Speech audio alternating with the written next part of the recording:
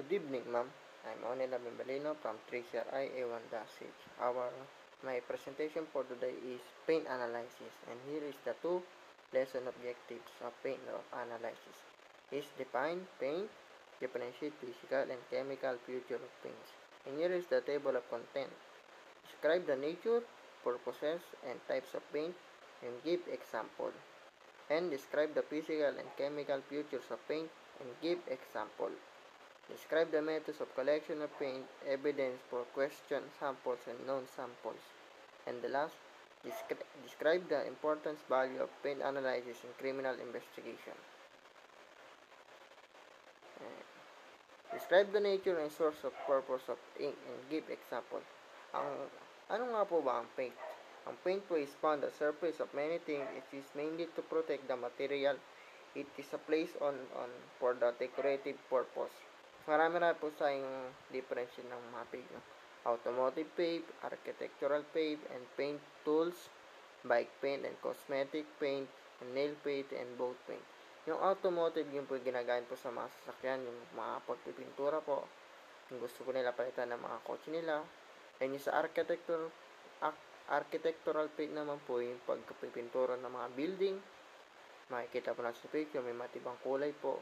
And sa paint tools, yan po yung mga ginagamit natin sa mga pagpipinta. Nakikita mga brush.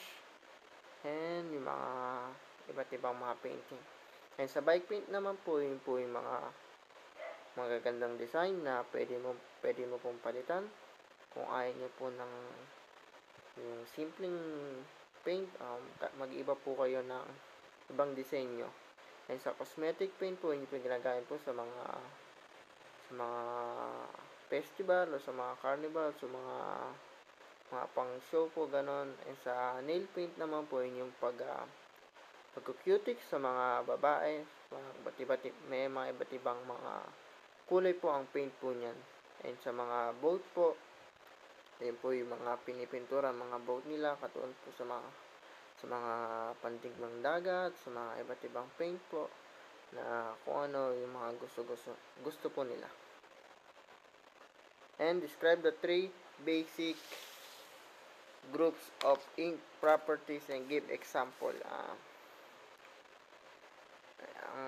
Describe the basic properties and give example. Yung physical characteristic po, or physical, yun yung layer sequence, and chemical characteristic. Yung chemical components naman po, yun yung may include pigments and polymers and additives. Yung sa may physical components naman po, yun yung sa may include, yun nga po sabi ko, color, layer sequence, and layer thickness, surface, future layer, futures, and contaminants, and weathering. And describe the method use ink in value paint as evident, and question sample, known sample. Ano nga po ba ang value paint ng yung sa may question and sample naman po, yun include or lose or transfer of material. And yung source of question sample include tools, floor, wall, glass, fragments, hair, and fingernails, roadways, adjacent structure, transfer or smear vehicle on transfer from from individual, such a damaged fabric without paint and inclusion.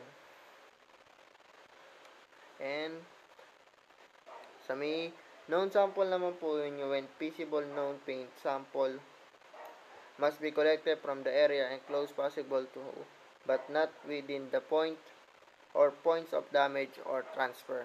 And sa may collection, sa may value of paint na as evidence naman po, yun yung sa may paint samples can be difficult to collect from the scene of the crime.